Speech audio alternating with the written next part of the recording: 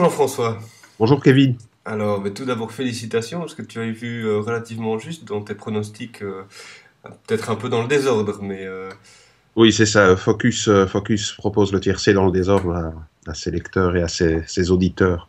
voilà. Alors Euh, donc la Palme d'Or a été à La vie d'Adèle d'Abdelatif Kechiche. Qu'est-ce que tu en penses? comme on le disait l'autre jour, je pense que c'était vraiment un des films qui pouvait tout à fait y prétendre. C'était même sans doute celui qui a rallié le plus de suffrages dans l'attente du palmarès. Donc je pense que c'est tout sauf une surprise. Et c'est tout sauf immérité parce que bon, je trouve que c'est vraiment un très grand film. C'est un film qui raconte la passion amoureuse entre deux jeunes femmes, une lycéenne qui va vraiment croiser une jeune femme aux cheveux bleus de 25 ans et avoir le coup de foudre immédiat. Et donc le film de Keshish suit leur relation, leur passion, bon, je dirais dans ces accidents aussi. C'est vraiment un film très fort parce que enfin, d'une part, par la qualité de cette passion qui unit ces deux femmes, par aussi la mise en scène de Keshish, Oui. qui est une mise en scène tout à fait physique, sensuelle aussi. Bon, ben, il y a notamment des scènes de sexe explicite qui ont fait beaucoup parler d'elle, mais qui, et je trouve c'est fort bien, n'ont pas tempéré l'enthousiasme du jury de Steven Spielberg. C'est aussi un film très fort par la qualité de ces deux comédiennes, et notamment Adèle Exarchopoulos, qui est vraiment la révélation du film, aux côtés de Léa Seydoux. On pensait peut-être plutôt à un double prix d'interprétation. Bah, le jury a choisi la palme, et je pense que c'est justifié. En plus, Spielberg y a associé les deux actrices. Donc on peut dire que c'est là tout à fait équilibré. Niveau prix d'interprétation, justement, donc c'est Bérénice Bejo d'une part et Bruce Dern qui les ont reçus. Oui, bah, enfin, là aussi, on va pas crier au scandale. C'est peut-être un peu plus surprenant. D'ailleurs, on a bien vu hier au moment de la remise des prix que Bérénice Bejo était la première surprise Oui. à être récompensée pour sa prestation dans le passé. Non pas qu'elle n'ait pas été bonne dans le film, au contraire, mais je pense qu'on attendait peut-être le passer à une autre place dans le palmarès. Bon, il se trouve que c'est le prix d'interprétation. Euh, voilà, je trouve que c'est effectivement une des prestations qu'on a remarqué dans ce festival. Il y avait, je le disais à l'instant, Adèle Exarchopoulos, qui me semblait un peu rallier l'ensemble des suffrages. Mais bon, après, c'est des questions un peu d'équilibre entre les différents Oui. films pour établir un palmarès. Donc, Bérénice Bejo, c'est bien. Il y aurait peut-être pu en avoir d'autres, mais c'est très bien. Et je pense que le passé avait tout à fait sa place au palmarès. Donc, ça me semble donc justifié. Pour ce qui est de Bruce Dern, bon, l'acteur vétéran américain, donc, est ici récompensé pour sa prestation dans Nebraska, le film de Alexander Payne. Je pense là aussi, c'est un des acteurs qu'on avait évidemment apprécié pendant le festival. Bon, d'autres auraient pu y prétendre. On pensait en particulier à Michael Douglas pour Oui. le film Steven Soderbergh, Behind the Candelabra. Je pense que Tony Servillo pour la Grande Bellezza aurait fait un beau prix d'interprétation également. Maintenant, je veux dire, il n'y a pas grand-chose à redire. Là, Bruce Dern est vraiment très très bon dans le film. Et disons que le film d'Alexander Payne, pour moi, est un très bon film, un peu consensuel sans doute, mais bon, avec quand même beaucoup de qualité. Donc là encore, je pense que ça se justifie en tout cas. Un de tes gros coups de cœur qui a reçu le prix du jury, c'est le film de Coreida. Oui, Like Father, Like Son, ben là encore, pour moi, c'était vraiment un des films qui pouvait prétendre même à la Palme d'Or, et je l'aurais plutôt vu avec le Grand Prix, qui est un peu la médaille d'argent du festival. Bon, maintenant, le prix du jury, c'est une belle distinction, et je trouve que Koreeda n'a peut-être pas fait là son film le plus fort. Hein. Bon, dans sa filmographie, il y a quand même des films comme Nobody Knows ou Still Walking qui ont peut-être plus marqué les esprits en leur temps, mais c'est néanmoins un film, je trouve, très juste et qui témoigne d'une sensibilité vraiment qui n'appartient qu'au réalisateur japonais, donc je trouve tout à fait justifié qu'il se trouve lui aussi au palmarès. Bien, bien, bien. Et alors, niveau prix de consolation, entre guillemets, donc le prix du scénario et de la mise en scène. Ben le scénario va au film de Miyazaki, A Touch of Sin.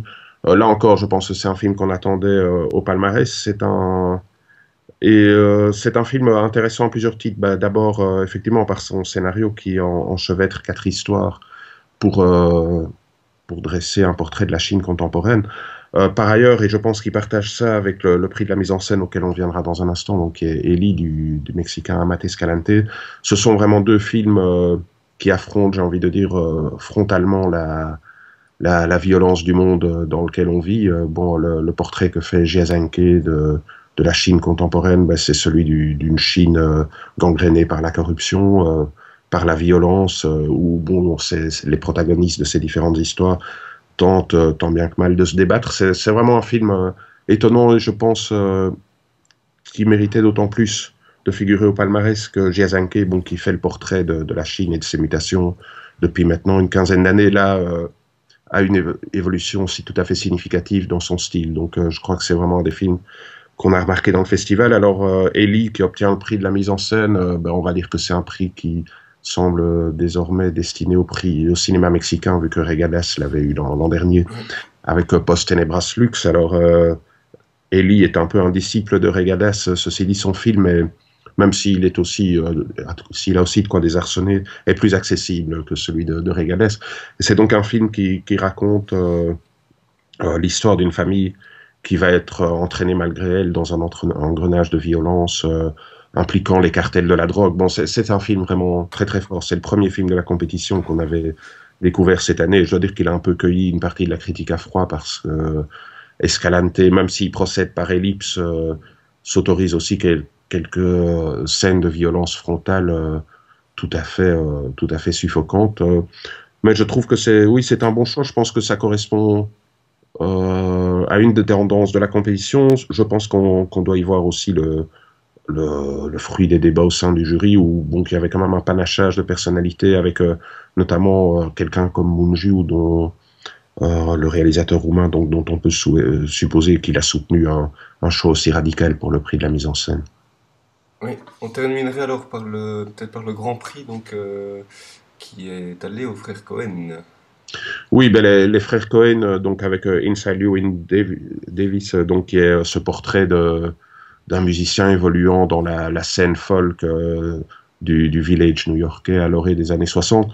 Bon, je trouve que c'est vraiment un très très bon film qui, au départ d'un sujet tout simple, arrive à dire beaucoup de choses sur la vie à travers le destin contrarié de ce musicien. Je pense que la présence des Cohen au palmarès, euh, pour moi, s'imposait, peut-être pas aussi haut, compte tenu notamment du fait qu'ils ont déjà obtenu la Palme d'Or par le Oui, passé avec Barton Fink.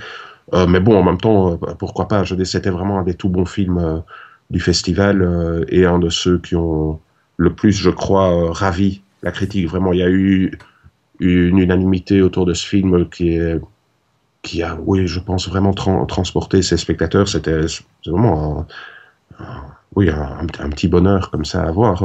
Je crois que dans l'ensemble, on peut dire que le palmarès m'apparaît tout à fait, d'une part, équilibré et assez représentatif de ce qu'on a pu voir. Bon, moi, j'ai un regret, et bon, ceux qui avaient écouté les pronostics, sans doute, c'est l'absence de James Gray au palmarès, qui, bon, pour moi, me semblait vraiment tout à fait justifié. Enfin, je pense il avait vraiment signé l'un des tout grands films de ce festival. Après, au sujet de James Gray, il faut constater quand même que, alors que 4 de ses films ont été présentés à Cannes, il n'a jamais obtenu le moindre prix, ce qui n'a pas empêché ses films, après, d'avoir une reconnaissance quasi générale. En tout cas, en Europe. Je crois qu'aux États-Unis, c'est un peu plus compliqué. c'est tout ce qu'on lui souhaite en tout cas. Pardon. C'est tout ce qu'on lui souhaite. Oui, en effet, on lui souhaite que ça se fasse encore comme ça aujourd'hui.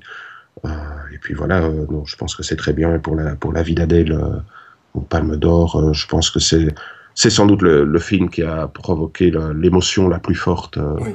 tout au long du festival, et qui, par ailleurs, par ses qualités à la fois de mise en scène, d'interprétation, justifie tout à fait ce prix. Donc c'est un bon palmarès. Merci Jean-François. Mais avec grand plaisir. Ben, on te retrouve alors dans le Focus qui sortira ce vendredi avec tes commentaires en détail. Oui, et une interview d'Abdelatif Keshish, par ailleurs.